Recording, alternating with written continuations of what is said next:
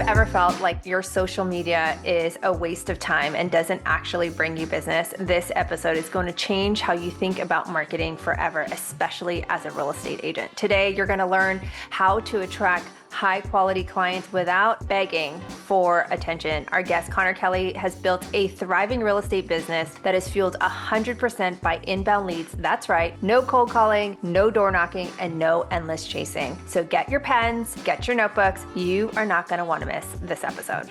Welcome everyone, happy Monday. Welcome to Rocket Fuel. Whether you are joining us from the West Coast with your cup of coffee or grabbing lunch in the East Coast. Grabbing lunch, that's right.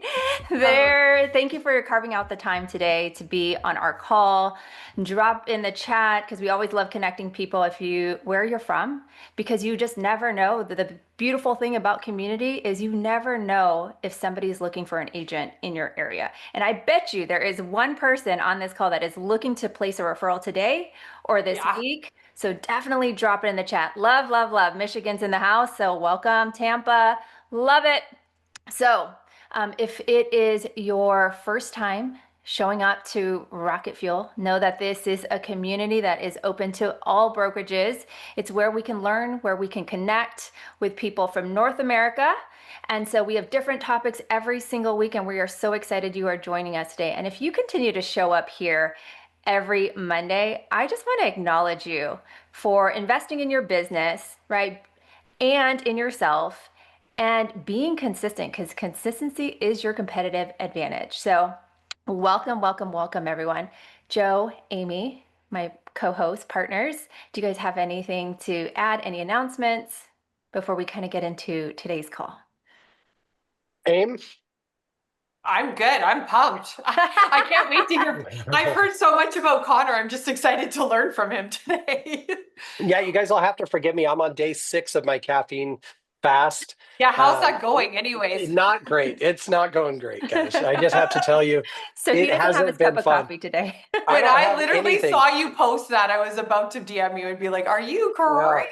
It's the worst. I know, and I'm heading to Houston to meet with some of our real family this week, and then Rises next week. So I got to snap out of this at some point. But I'm here. That's the important thing. Yes. You showed up. So good. That's so right. good. Hey, guys, like that's literally like showing up is a big part of the battle. Like you just actually have to show up, and if you can do that when the going gets tough, well, and Joe, self-inflicted going gets tough, but hey, like we're all doing things to better and improve ourselves, and if that's what your initiative is, and that's awesome. Well, all we've had is hard, right? Taylor and I have been talking about this a lot. The last 2 or 3 years have just been breathing through a straw and swimming upstream for our real estate team, for our agents, for our partners. It's been a challenging market. So my own little caffeine struggle is just part of the grind, right? Like everything we do right now seems to be like, I think that people who are, like you said, Amy, just showing up and doing the work are winning and are going to continue to win, even in this challenging market. So I just added this on my list. Yes, so true. And I want to give a shout out. I believe it was Jordan who says he will never miss a Rocket Fuel crew. So shout out to you, Jordan. And today, speaking of like a great person that you guys all want to listen to, but before we kind of get into that, I want to know in the chat, how many of you guys would love to build a predictable real estate business where leads come to you, where you are not chasing lead? Drop a 1 in the chat. Yeah, go Kathy. Yeah, you're in the right place. And how many of you here feels like what you're posting on social media, but you're just not seeing the results, and you're just like, oh, I'm done with the algorithm of social media? Drop a 2 in the chat if that's you. Well, it's frustrating because it's always changing. Constantly, right?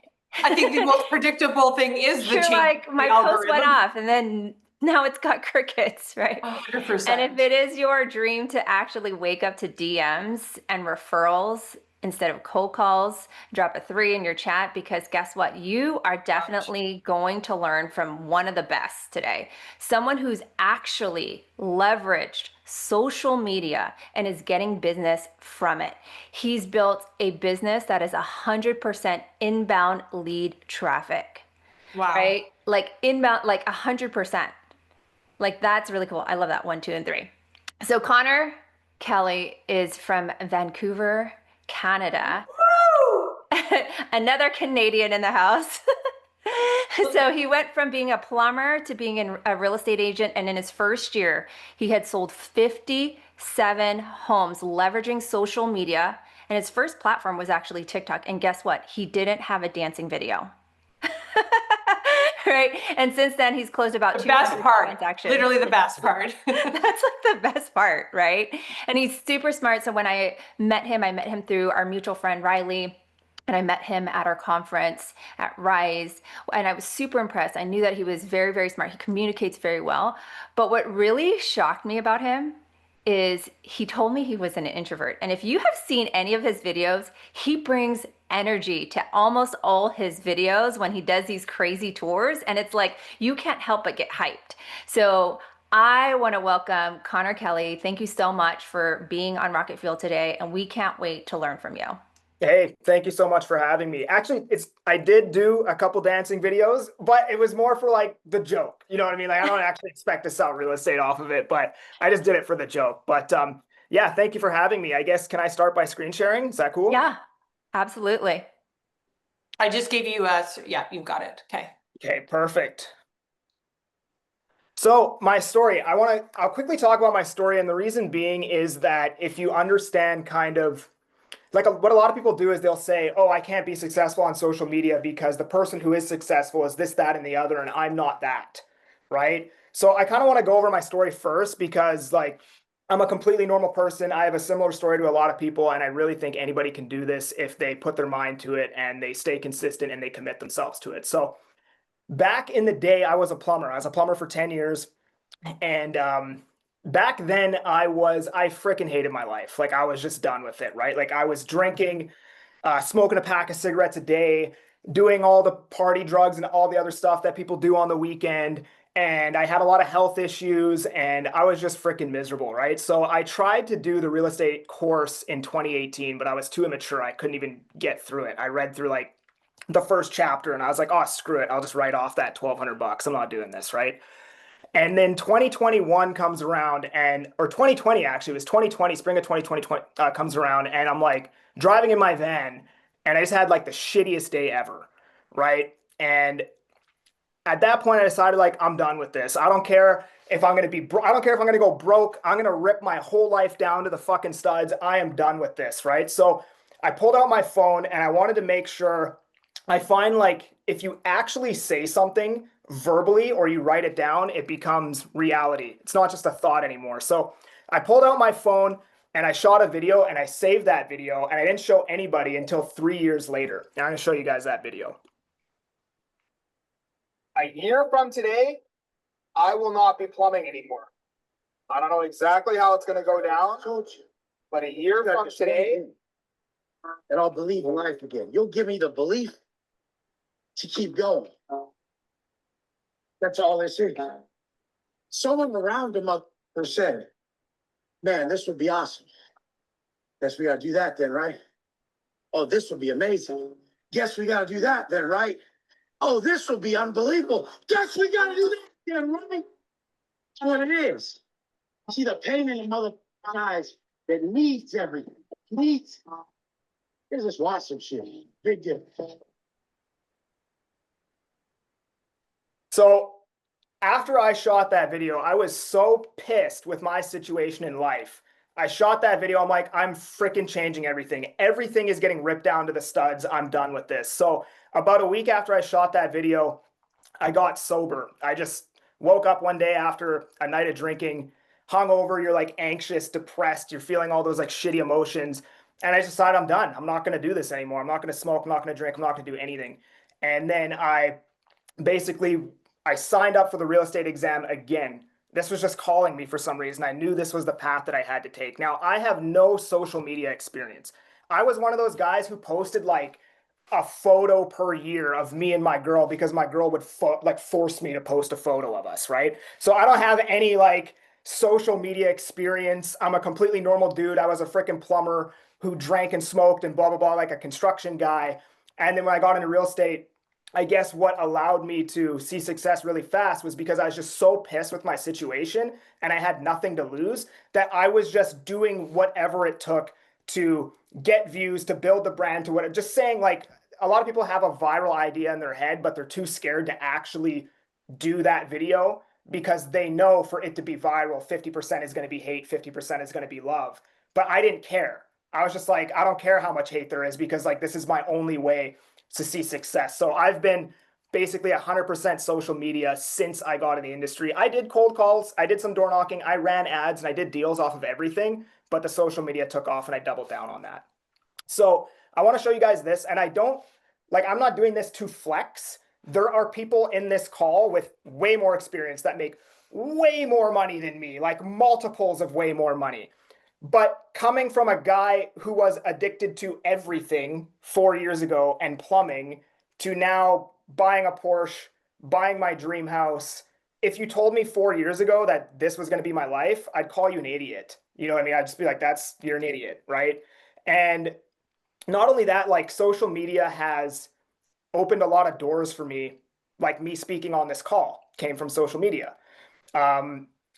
And, like, not to sound like conceited, but I've literally become famous in my local market. Like, I get recognized 3 to 5 times a day when I leave my house. People ask for pictures. People want me to, like, FaceTime their wife and kids. Like, I'll be walking down the street and a car's driving by and they will literally see me pull over and get out and come up to me and ask for a picture.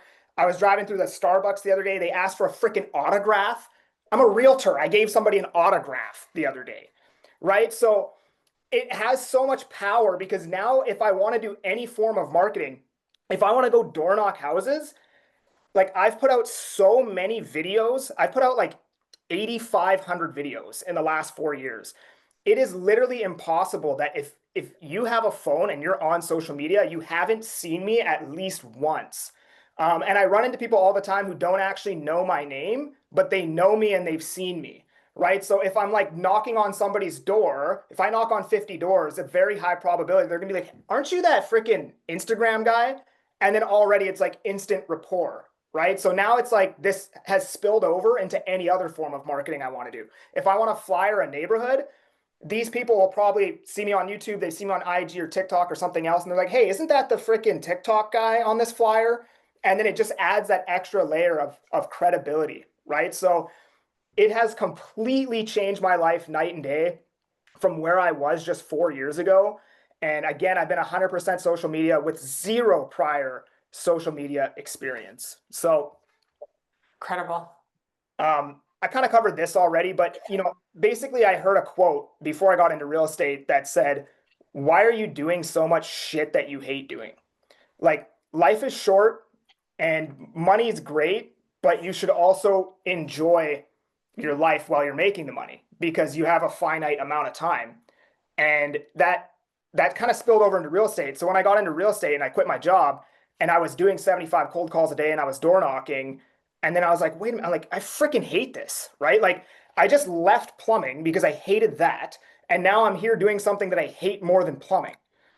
Right? So that's why I chose the social media route. And listen, everything works. There's probably a lot of people in here that do a lot of business off of cold calling and door knocking, not throwing shade whatsoever. But this is just what I found worked for me. And I found the thing that you enjoy doing will probably bring you the most success because you'll be the most consistent at doing it, right? Like, if I want to get fit, I'm probably not going to go do P90X every single day. You know what I mean? So starting off, so basically, like I said, I was doing the cold calling, door knocking, and I was doing TikTok. And the reason why I did TikTok is because Gary Vee was talking about it a lot at this time. And he said, like, just like how money is supply and demand, so is attention. And at the time, TikTok had a lot of demand, but not enough supply. There was a lot of people watching content on the platform, but not enough people creating it.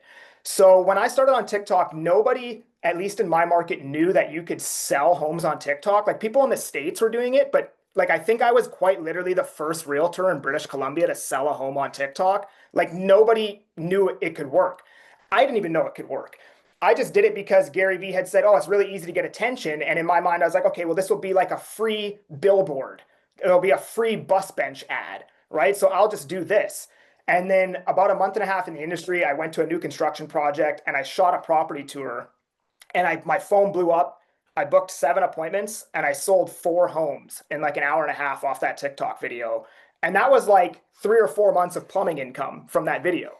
So after I did that, I was like, hey, I'm not doing cold calling or door knocking. I'm going to do more of this. And I started posting 3 to 5 times a day on TikTok. I don't do that volume anymore, but in the beginning, I was really hungry, so I did that. And then I would repost some of them to IG, and then I eventually started a YouTube channel. And so I've been pretty much 100% social media since about my 4th month in the industry. And the reason why I chose social media, other than the fact that I enjoyed it more, was that social media gives you leverage. And leverage is basically when your inputs equal exponentially more than your outputs, right? So whatever I'm putting out, I'm getting exponentially more back. So in the beginning, when you start social media, for an example, I was getting maybe 500 views per post for like the first month or 2 that I was on social media. Today, when I post a video and then I repost it across a couple platforms, my average is probably like 12,000 or 15,000, right? So I have the exact same output, but my input is like 10 to 20x from what it was in the very beginning.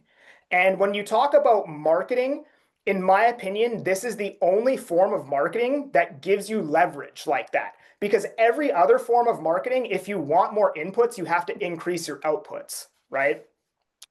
So for an example, how every business works is you have 3 buckets. You have marketing, sales, and fulfillment. And basically when you've beat business, when you have basically solved the business problem, at the beginning, all of these buckets are going to have holes in them. So as you're filling up marketing, you're going to lose some water in this bucket. And what a good business person will do is they will spend their time plugging the holes in this bucket before it goes down to sales, and then they'll plug the holes in the sales bucket. And then once all of the holes are plugged in the bucket and they're all full, you basically have beat business, and you could actually package and sell your business to somebody else, right?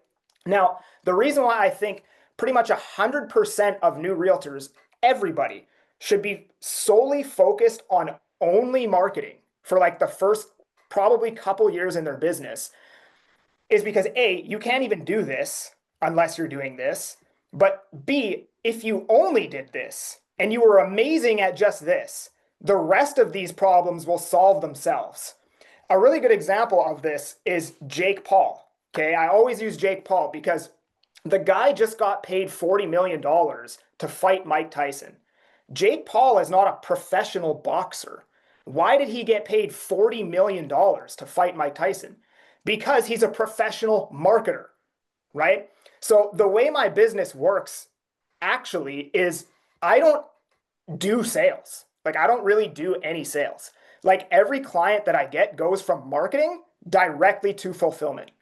When they call me, they've already decided they want to buy. They know exactly what's happening in the market. They trust me and they want me to be the realtor. So I pretty much skip this entire part of the funnel. Or I might get a client who's like at the very bottom of it right before fulfillment.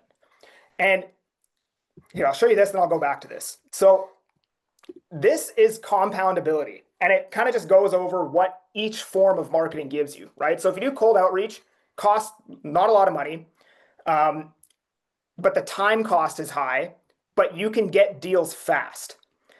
Is this compoundable? No, it isn't, because your inputs will always equal your outputs. However, there's compoundability in the sales, not the marketing, but in the sales. Because if you're a really good salesperson, you can increase your conversion rate.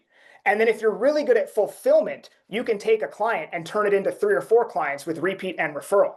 So the compoundability is actually in the sales and fulfillment when you do cold outreach. But there's no compoundability in the marketing side of your bucket because your inputs equal your outputs equal your inputs, right? Ads, they cost a lot. They don't take a lot of time. And again, you can get leads super, super fast. Is it compoundable? No, because you only have so much time to service the leads that are coming in and actually call those leads. And in fact, if you want more inputs, you have to increase your ad budget. And actually, ads become less efficient the more money you spend. Now, oddly enough, a lot of people that are killing it with ads these days, like the Alex Hermosis, the reason why they're doing so good with it is because they're doing content marketing in the ads. So they're doing like a video that leads to a sales page that has a video sales letter that leads to a booked call, or it leads to another page with another video. They're mixing content marketing in their ads, and that might give you some compoundability, but just purely doing like a cold ad and then calling those leads, there's no compoundability in it. And if you want more inputs, you have to increase your outputs. Content marketing, low cost, takes a lot of time, and it's very slow. But is it compoundable? Yes, because in the beginning, you get 500 views per video. 3 years from now, you might get 10,000 views per video, which again is, what is that, like 20x? 20x leverage on your outputs, right? So I always recommend that all new realtors, I would say, like, block everything else out and just strictly focus on marketing. And content is the only thing in the marketing bucket that has compoundability. Because imagine if you had compoundability in every single bucket, right? Imagine if your marketing compounded every year, and then, oh, you got better at sales. So all of the people that come into the marketing bucket, you can close at a higher conversion. And then all the people that you close and you fulfill on, you give such a good service that they now refer you to 3 people and they turn into repeat business in the future. If you're compoundable in every single bucket, then you'll probably have an amazing business, right? So another reason, right? And I kind of talked about this. Attention's a new currency. You guys have probably heard this everywhere. Attention literally works the exact same as money. It's supply and demand. And there's overvalued and undervalued attention. So for new realtors, like, if you're a realtor who makes like $1 million a year, shooting content might actually be overvalued attention, because you have to spend a lot of time doing that, right? And your time is so valuable that it's actually not worth it for you to do that. But if you're a brand new realtor, your time is literally worthless, right? Because you haven't made any money yet. So shooting content is extremely undervalued attention for you, because your time is literally worthless and it only takes your time because it's free. And in fact, YouTube pays me $500 per month to market my business, right? But if you're a new realtor and you're spending like freaking $2,000 a month on farming an area, that might actually be overvalued attention. You are spending a lot of money to get in front of maybe 3,000 people per month. You know, that might cost you, I don't know, $1,500 a month or whatever it is. That's extremely expensive attention. But if you were to shoot a video that gets 10,000 views for free, that is undervalued attention, right? So it depends on who you are. But for the majority of people, I think that social media is extremely undervalued attention. Like I said, it's supply and demand, it's leverage. And then the other reason is I just freaking hated outbound prospecting, right? So I'm going to talk about what you should do on social media, but first I'm going to handle, why you aren't using it, right?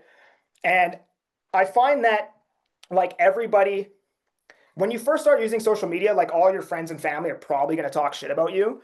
That's what happened to me. And a lot of realtors in my market would talk shit about me. Oddly enough, even more people talk shit about me now. But in the beginning, that's what everybody's worried about, right? And what I found is, like, your friends and family and all these people they have a version of you that they've created inside their head. So when you start posting on social media, that version of you is incongruent with the one that they have. So in their mind, they're like, oh, what's Conor doing? He's being fake. Why is he posting on social? Oh, it's so fake. It's so cringe, bro. Why is he doing this? Blah, blah, blah, blah. But the thing is, after you've been posting for like 90 days, it just becomes normal to them. And then they reinvent a new version of you in their head. And then there's really no reason to talk shit anymore. It just becomes normal for everybody, right? And I find usually the reason why people don't post on social media is it's usually not like they're worried about 50 people. They're worried about like one person that they used to be friends with from high school is like Hey, the Conor. reason. Yeah, so really quick, guys, what he's talking about, and we've talked about this before. If you've ever watched The Social Dilemma on Netflix, I've plugged it a million times. It talks about the algorithmic nature of social media and really the destructive nature of social media. So Conor, correct me if I'm wrong, but what you've done is you've taken back control of social media in that you're using it as opposed to being used by it. Now, not to say there aren't negative aspects of that. Like I chose long ago that my social media is for business purposes. I don't really care what my kids' teachers think of me or what people I go to church with. I'm like, if I went to church with me, I would not want to hear all my crap about real estate. And so it's like, there are people that do a pretty good job of blending the two. But for me, I was like, I'm just going to post what I want to post from a business perspective, knowing that my brothers-in-law who are probably going to be like, dude, I don't want to see your stuff about real estate all the time. So, I mean, this is a choice you made and you've seen the benefits, right? But not to say there aren't detriments. 100%. And like none of these people are paying your bills at the end of the day. And I know that's a very like common thing that people say, but like actually think about that. Like these people are not paying your bills and you are essentially hurting your own ability to make money because you're worried about what they say, right? And I have a quote here, right? You're scared what people think. This quote, I'm not going to read it. It's The Man in the Arena from Theodore Roosevelt, but he basically says, who at the best in the end, the triumph of high achievement, and who at the worst, if he fails, at least fails while daring greatly, so that his place shall never be with those cold and timid souls who neither know victory nor defeat.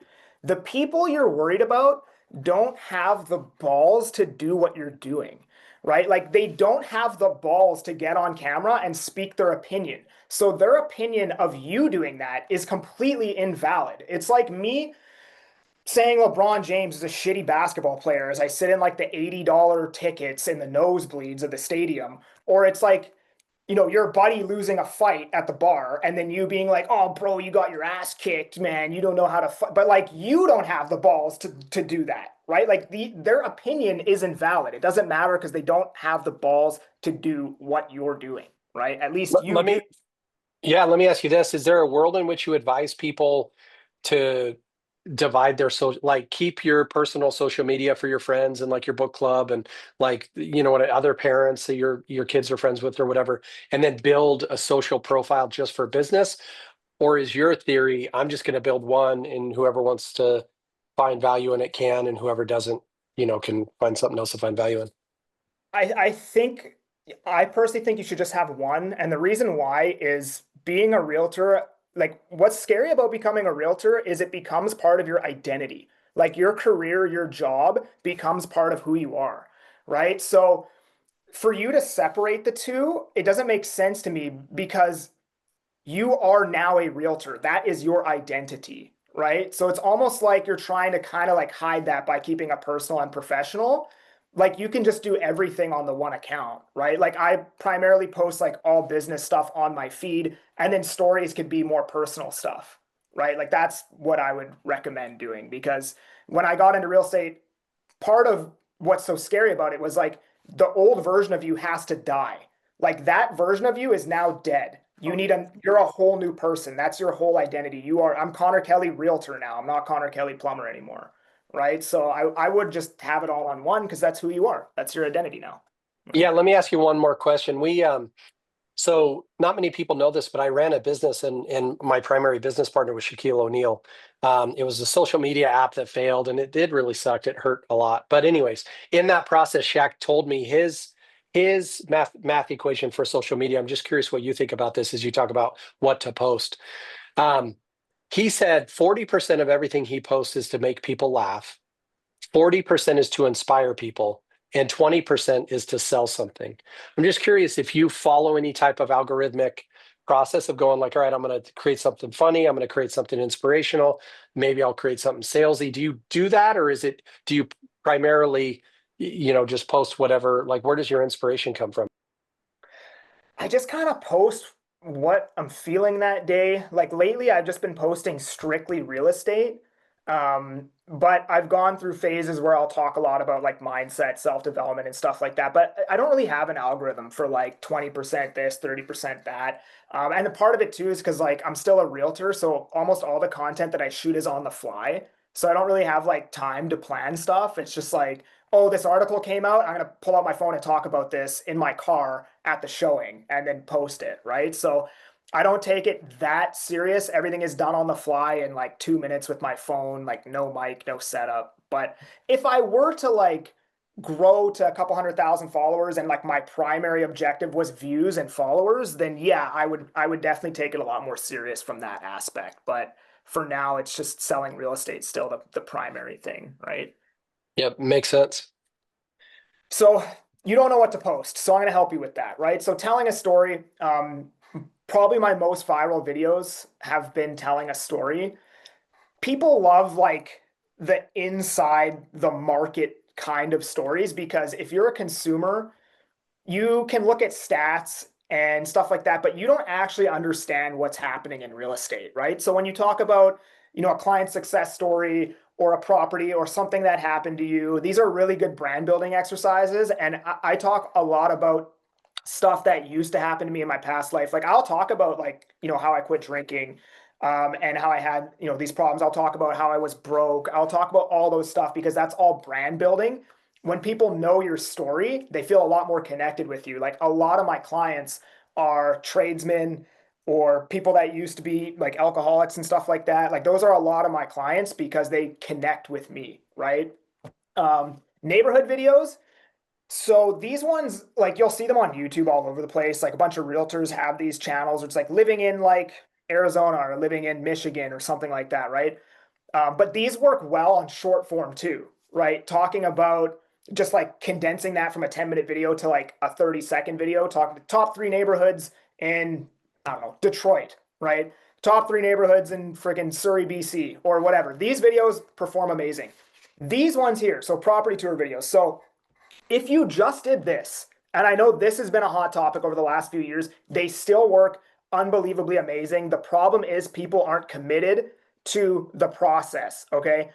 If you just did one of these videos every day, you would sell a shitload of real estate. And if you did it consistently, and you don't even have to go shoot one every day, you can repost an old one if you're feeling lazy, or you can repurpose an old one if you're feeling lazy. You don't have to go out and shoot every day. If you do this for 45 days straight, your views will go from about 200 to 500 to 800. Once you're at 800 to 1200 views, you will start getting clients, you'll start getting reach outs, and you will sell homes. So I had a coaching program last year where I taught agents how to do this. This is the easiest one to teach because everything else, you got to have a different knowledge and skill set. Like I talk a lot about like the economy and the macroeconomic environment and real estate investing and all these things. A lot of people, especially if they're younger in their early 20s, they don't understand any of that stuff. So I say, just do property tours. I had a coaching program. And the reason why I stopped coaching is because I was making everybody too good too quickly. And it was costing me more money. Because in my local market, I had like 5 people in the program, like in my city.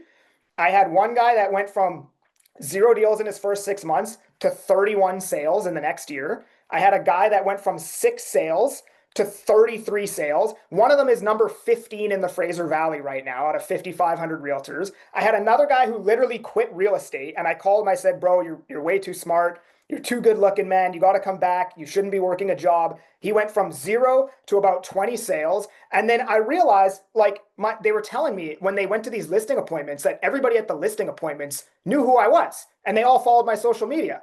So I was like, what the fuck? I was like, why aren't they calling me? Right. And then I realized I was like, dude, me selling this coaching program is costing me so much more money on the back end. So I'm not going to do it anymore. But if you just went out and you just did this, and you can go to, here, I'm actually going to drop, how do I go to the chat in this thing? Here we go. So I'm going to drop in the chat. This is one of the guys that I coached.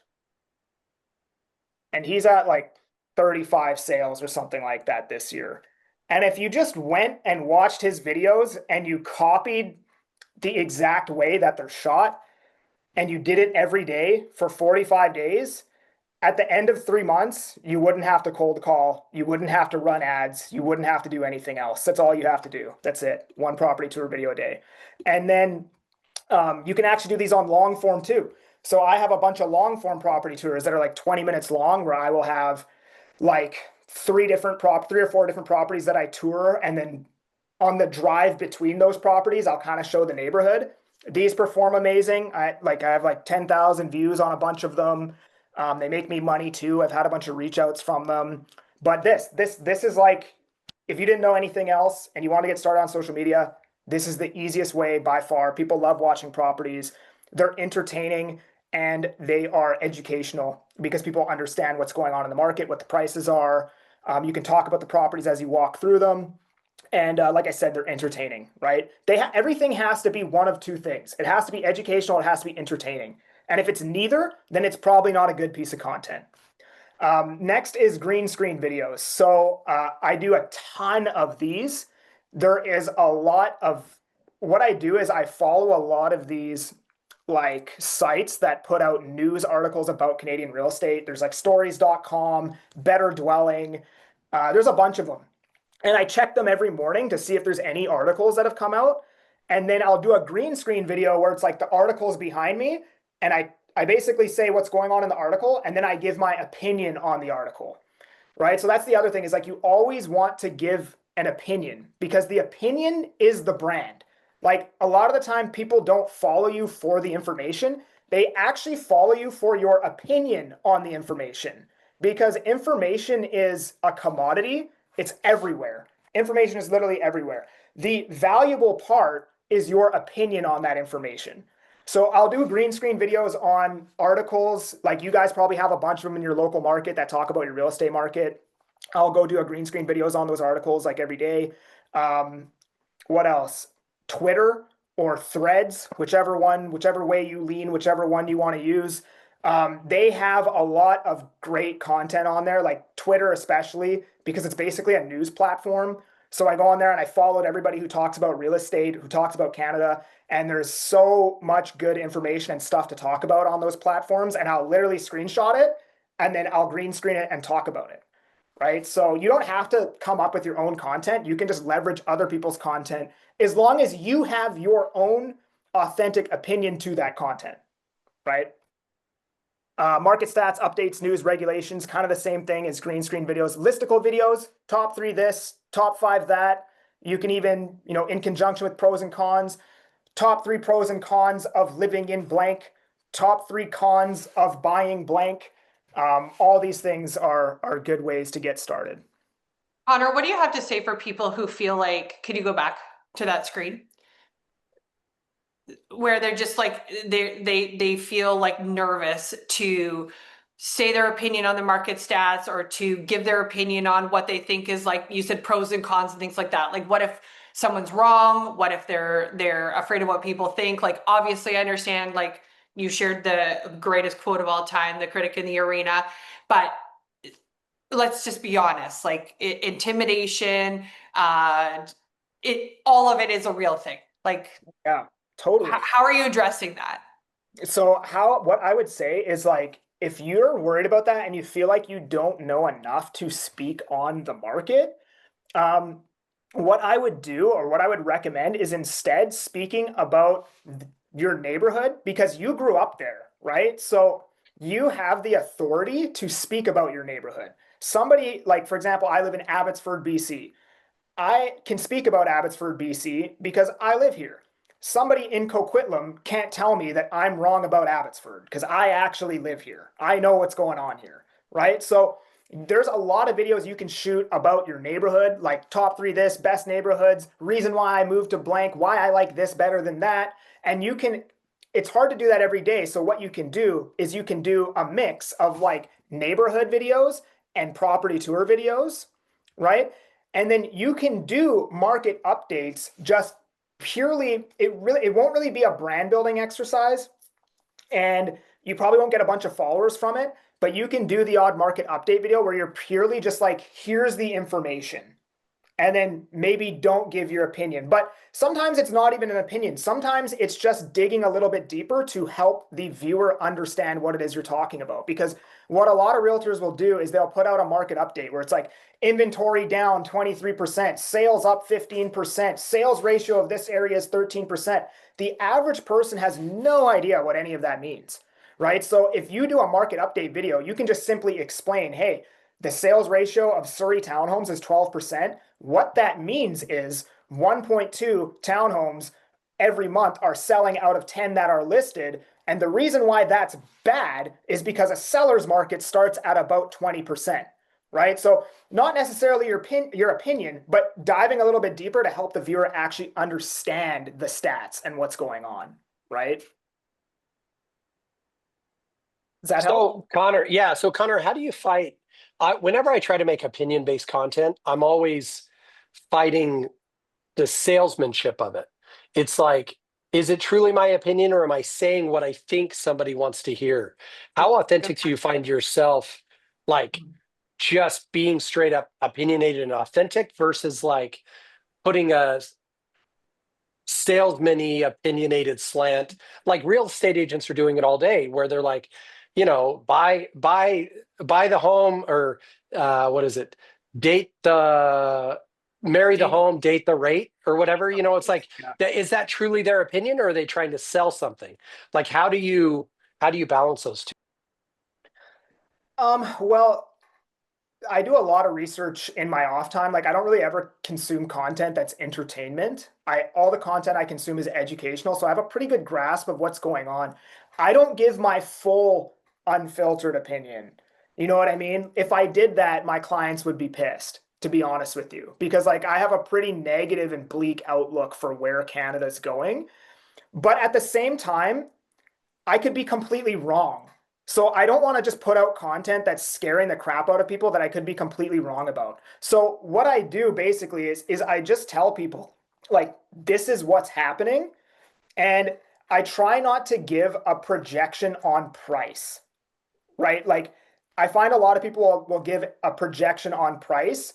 I'll just say like, hey, inventory's this, sales are this, and that means that prices will likely keep going down for the foreseeable future. But I don't ever give like a timetable on anything. And everything that I say is could be, probably, maybe. So I never ever speak in absolutes, right?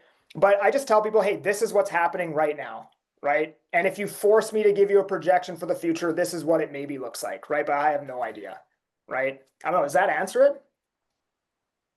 Kind of, sort of. Yeah, I think so. I mean, here's the truth. I like the vulnerability of saying you don't know because it's like I'll get on TikTok and I'll watch two TikToks in a row that talk about interest rates are going to drop. Grant Cardone's big on rates coming down into like the threes next year. And then you'll see the next one. It's like, oh yeah, the whole economy is going to crash and everything you own is going to be worth 25% of what it is now. And so it's like, those are two very different opinions. So I definitely think there's part of it where we have to realize we have to allow ourselves to be wrong. But I think still putting a slant on our view on things is important. Now, one other question I have for you is how do you deal with the hate? Because like we've had Colton Lindsay on here before, and like, dude, he posts videos and people freaking hate him for it. And some people love him, right? And like you said, when you post content, you have to get the good and the bad, or else you're not going to have any virality. So how do you deal with? Do you block people that hate you? I mean, when you share an opinion that people start hating on you for, how do you handle it? No, I don't. I don't ever block people. I don't think you should police your comment section. And the reason why is the comments are a big part of the community of your channel. Like you'll notice when you watch a video on Instagram, the first thing you do is go into the comments to see what people are saying about the video. So the second you start policing the comments, it really hurts the community of your channel. The haters, it will suck for the first 6 months, the first year, and then you just get thicker skin, right? Like we don't, life doesn't get easier, you just get stronger, right? Like you've seen that picture where it's like a baby wolf has one arrow in it and it's like defeated, and then like the dad wolf has like 30 arrows in its back, but it's still standing. That's basically like a metaphor for life, right? Like you will just get stronger and like you'll get used to it and it won't bug you after a while, right? And in fact, like it's funny, they say hate never comes from above. I get hate from above all the time. Like people that have been in the industry for like 20 years that make like $1 million freaking dollars a year that have all these followers, like post shit about me all the time. So the hate just comes from bigger places as you get bigger, but you just grow stronger and you just get used to it. You were saying something before you asked that, and I had something to say back to it, but I can't remember. What did you ask me before that? The opinion. Um, Yeah. So what was I talking about? I was talking about, that just that you could watch two pieces of content that say the exact opposite things from industry or thought leaders. So allowing yourself the room to maybe be wrong and not go so gangster on, like right now, if you think the Canadian market's going to crash, if you start talking about that, like I don't know how well that's going to do for your business. So holding back some of those things, allowing room for yourself to be wrong, I think is probably important, right? That's exactly. Good job remembering that. Yeah, it's okay to be wrong. Like it's completely fine to be wrong. People are wrong all the time. Economists are wrong every time. Every quarter the stock market has earnings reports and all the analysts are wrong about what the company is going to do. It's fine to be wrong, but admit when you're wrong, right? Like people are more than willing to forgive you for your wrongdoings so long as you admit to them.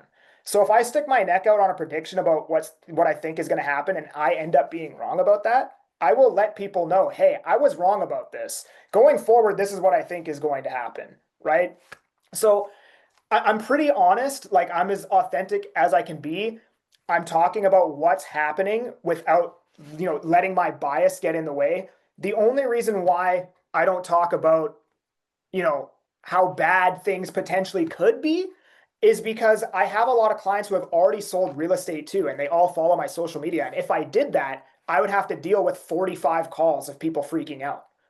You know what I mean? So, like, honest, have an opinion, and talk about what's happening in the market, where it's going in the short term. And, I'm not going to talk about the worst possible case scenario because, again, it just ends up scaring a bunch of people and you could be so freaking wrong about it. So I just talk about now, what's happening right now.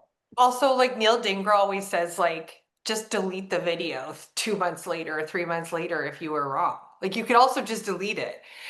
We get so caught up in worrying that everybody's paying attention to every single little thing that we say. Like people are consumed with their own businesses and their own lives. Like they may not even remember what you said yesterday, let alone 60 days later, if you didn't predict something exactly the way it all unfolded.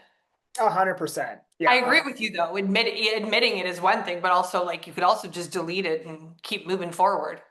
Yeah, like people think about it way too much. It's not a big deal. If you're wrong, you're wrong. Who cares? People are wrong all the time. So whatever. All right, let's roll. So the last reason why you're not posting on social media, right?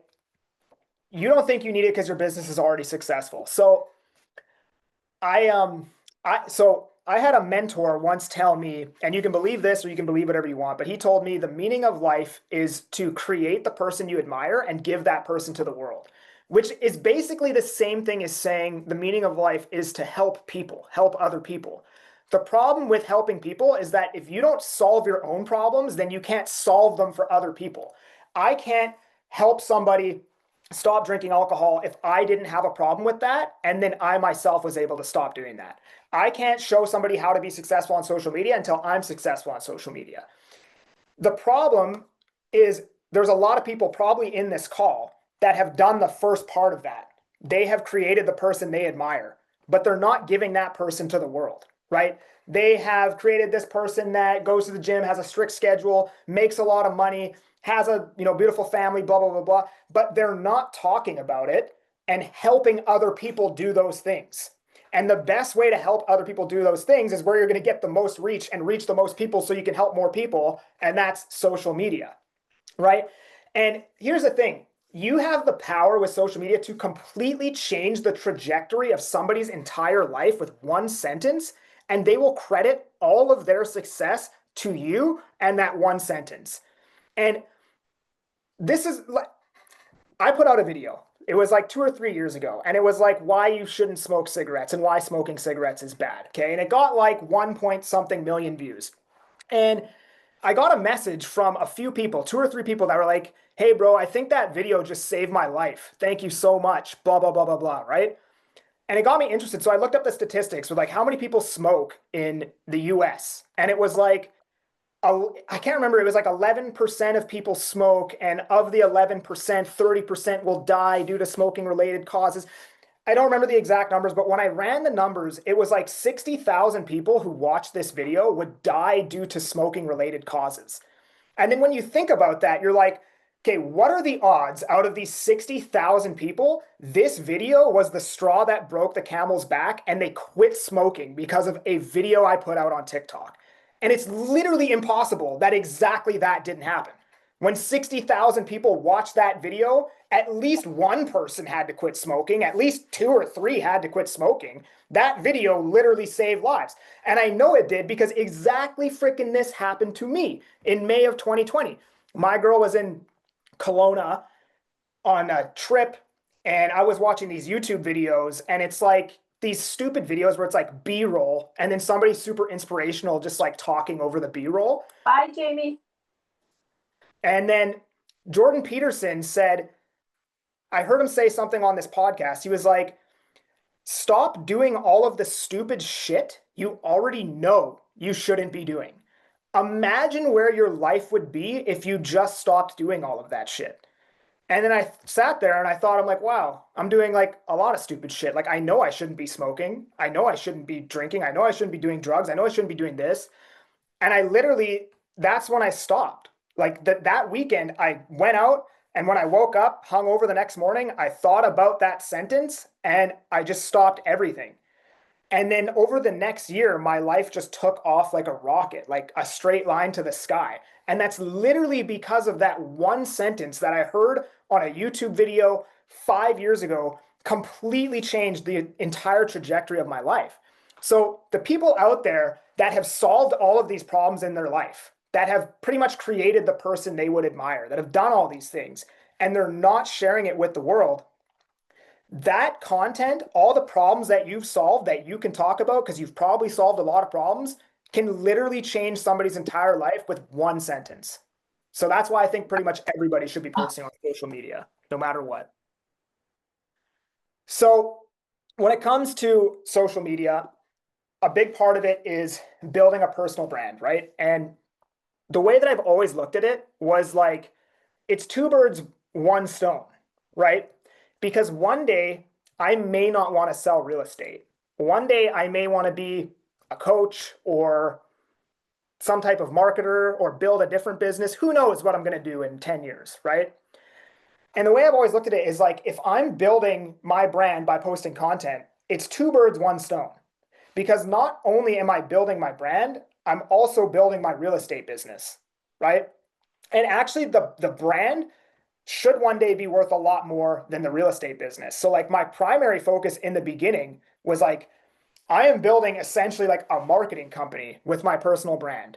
I'm building a marketing company, and indirectly, because of the success of the marketing company, I sell more real estate. And if you do it properly, 10 years down the road, you will have this marketing company that's worth a lot of money. Like something I want to do in the future maybe is like start a cigar brand or something like that, right? And then I can launch that business with my personal brand, right? Like there's so many things you can do with it in the future, and it will allow you to sell real estate right now anyways, right? So it's 2 birds, 1 stone. It gives you an exit. You are the niche. So like conventional marketing rhetoric is like, find your avatar and then cater all of your marketing towards the avatar. But I actually think that you are the avatar. So as an example, when I talk about being a plumber, when I talk about going to the gym, when I talk about quitting drinking and all these things, the people that resonate with that is my avatar. Those are the people that I want to work with, the people that are most like me. So if you just show yourself and who you are on camera, you will attract your avatar.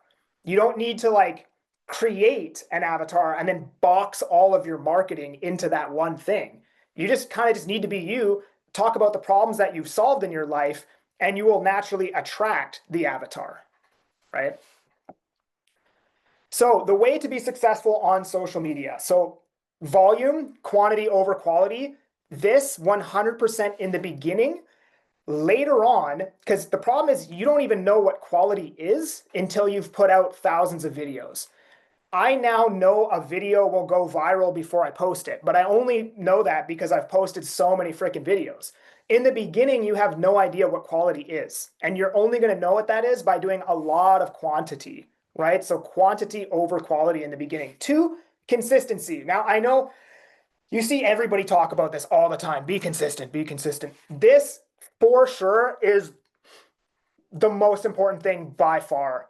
And this was pretty much all I did when I had a coaching program, was just say things a certain way to make people be consistent on social media, because everybody wants to give up after 10 days or 14 days. And what I found personally is it takes about 45 days to 90 days, depending on who you are, of consistency before you start getting reach outs. And once you get that reach out, it's like you're like addicted to it. You want to keep doing it. You want to do it more, right? But you're probably not going to see any results for the first 45 days. And when we talk about quantity, I'd say minimum 1 video a day, never, ever, ever, ever, ever miss. Okay. I have only missed 2 videos ever in 4.5 years. And that's because I thought I was the freaking man after my first year in real estate. And I went back to drinking for like 3 months, 6 months, and then everything fell apart again. But during that time that I was drinking, I missed 2 days, right? But the most important thing is being consistent and never missing. And there should never, ever be an excuse for missing. Even if you're on vacation, even if you had a super busy day, you can always post. Even if you have to repost an old post, there's quite literally zero excuse why you can't pull out your phone for 2 minutes, post the video, minimum 1 a day. And that's the mindset. Trial and error, pretty obvious. You guys should have an opinion. And then I talked about how often to post. So that's it, right? I think for the majority of people in here, if they wanted to get started on social media, property tours is the easiest way. Just do a property tour video in short form a day. After you start getting success with that, you're rolling, your videos are getting better. Then maybe you can start a YouTube channel doing long form property tours. If you just did that, you will murder it 100%. And that's it. Thank you so much, Conor. If you guys have any questions for Conor, please put them in the chat. I know we are 1 minute till the end. I truly believe that when it comes to social media, I know staying consistent is always the hardest thing. So is there any tips for any of the agents that go, oh my gosh, I forgot to batch, or I forgot to do this? Like, how does somebody stay consistent even when on days they don't feel like it? What would be your advice, Conor? I don't ever feel like it, to be honest with you. Well, you've seen the rewards of it too. Yeah, that's true. I think just understand that it's going to take time. You have to do it for every day for 3 months. You're not going to feel like doing it pretty much all the time. Like I pretty much never feel like doing it, but I just do it anyways because I know this is the lifeblood of my business. And if I miss, I'm going to be back in my plumbing van drinking alcohol. So you know what I mean? Like, I don't have a choice. I have to do this. Everything falls apart if I don't do this, you know? Conor, you might have said it, and if you didn't, I apologize if I missed it, but how long did you consistently post a video a day before you started to see inbound leads? Did you say that? Yeah, it was about 45 days for me as well. I found 45 days is probably the most common before you start getting reach outs from everybody that I've coached. It's about 45 days. Okay. Did I post? I think I sent this. Oh, somebody's asking, do we need special permission to do a video tour from the agent or owner? Yes, you do. So what I do here, or what I tell people to do, is you go, like here in Vancouver, you can filter the listings by vacant. So I would go to all the vacant listings, and then we have a system called Touchbase where you can just text the agent. And then I just text the agent, hey, would it be okay with you and your seller if I came and shot a video at this listing? I will obviously keep it professional and credit you in the video.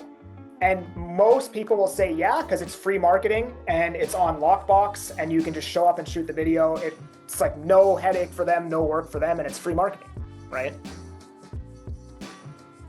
Thank you so much. Well, I know that we are almost up in time. If you guys want to catch the replay, I know that an email will be going out, as well as our Facebook group. If you haven't joined our Facebook group, join it. It was dropped in the chat.